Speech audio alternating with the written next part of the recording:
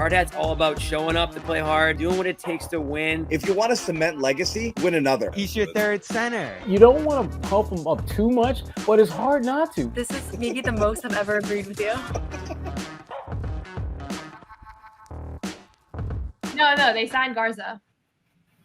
That's real. Wow, interesting. That's what our producer was saying they should do. Bailey. Wow. Luka free. All right, so Shams reports free agent center. The chat is 1 for 4 so far on real news to fake news. So all right, so we have some news. We'll read the news for those who aren't reading the chat. Free agent center Luka Garza has agreed to a 2-year, $5.5 million fully guaranteed deal with the Boston Celtics. And then he goes on and talks about their agents, which we don't care about. So 2 years, $5.5 million. I was a huge fan of him in college. I watched a lot of him when he was the player of the year that season. And he had 2 unreal seasons in college. If you go back and watch Jimmy, you'll be blown away by what he did at Iowa. He's just an unstoppable player. He's mostly been floating around on 2-way end of the roster status in Minnesota. He's a pick and pop big. He shoots threes extremely well. Has an inside game too. Phenomenal post-up player. So his offense is excellent. The defense isn't as great. That's why he hasn't stood out in the league so far. But he's got a lot of skill. Again, one of the best players in college for his entire run at Iowa. And a pick and pop big, so he'll shoot threes like they want him to. I don't have stats in front of me here, and I doubt he's played a ton in the NBA at this point. But this is a guy I've always loved. I ran him into the airport once, which was funny. There you go. I don't know. That's going to be a day one story. Yeah, Bailey. What's that? Bailey was big on this. He's guy. 31.4% from 3 for his career. It was low volume, so hard to say. But he's not like an elite 3-point shooter. Just looking at his numbers here quickly. Last year, 27.8%. Gotcha. Again, taking 1 3 a night, so low sample here. Yeah, but they have a center. Can I ask? What am I? Okay, I'm gonna throw it to you guys. What am I missing here? This guy. It's a averaged stopgap. 5.6 minutes a game last year. Yeah, no, he's been on the edge of an NBA roster for pretty much his entire career so far. So I was gonna say he's barely an NBA player, correct? Yeah, but offensively he's great. Defensively, awesome. Can he get on the floor? Awesome. That's the question. But yeah, this isn't a long-term reliable option at center. There's no doubt. Luke out, Luka in. Is that what they're doing? They just need someone with whose name started with L-U-K, I guess so. 4 letters.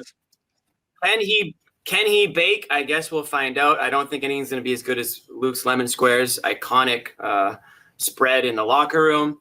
About Luka Garza, since the news that the Celtics have agreed to a 2-year, $5.5 million fully guaranteed deal. That's almost $1 million per minute that he averaged this season in the NBA. So not a bad deal if you're Luka Garza. He's Bosnian American. Very interesting. He's Bosnian American. I did not look anything up. I'm sorry. That will be huge for the Bosnian fans of the Celtics. Bobby, anything for me? Anything at all about Luka Garza? You said you loved him in college. Yeah, no, I'm super familiar with him. Why hasn't? I got one more thing for you. G League legend. Okay. He was the MVP of the G League Next Up game.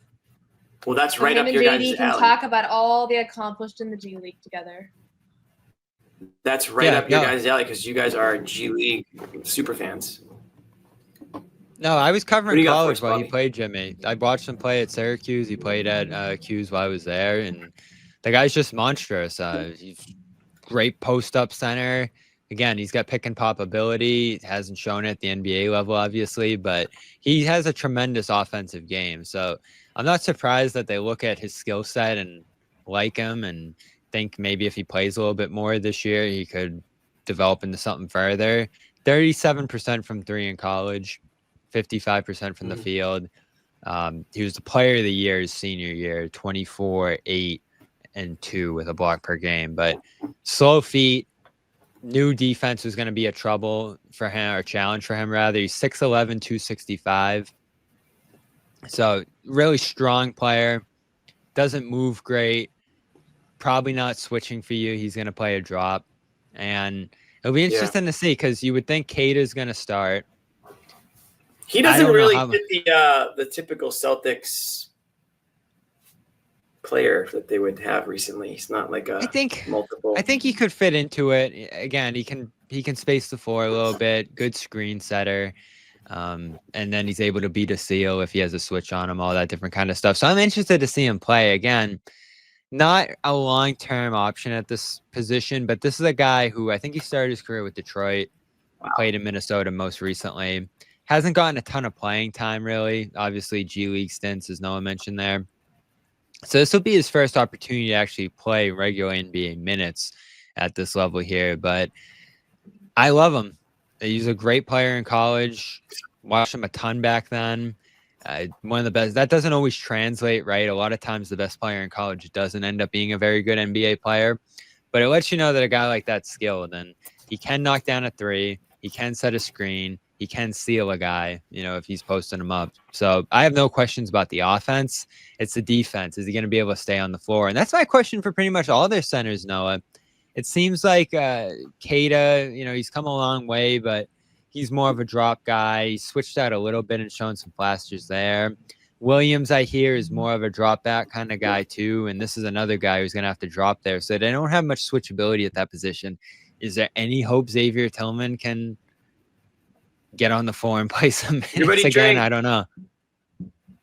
I think a lot of it will depend on his health because that was like an underrated thing that I don't know how got that much attention, but he dealt with a knee issue. And I think that hampered him last year and he wasn't the same guy he was the year prior. So I don't know how he is health-wise right now. But certainly based on the production you saw last year, he seemed to be so hesitant with the ball in his hands. Just didn't look comfortable offensively. And you didn't really see much flashes of anything, honestly, when he was on the floor. So I don't think you want to put too much faith into Xavier Tillman. What they might do, though, is grab a couple of these guys on minimum deals where you just kind of throw them in the system and just like what John was saying earlier in our previous stream, like you just see who sticks, like see where there's some promise, and then maybe you keep those guys, moving forward. I mean, this is a 2-year deal, but I'm sure they will sign some 1-year veteran minimums as well to fill out the roster, and you might just go from there. But right now, I think it is an open question, and probably on opening nights, Neemias Queta is your starting center right now. Although lots of offseason between now and then.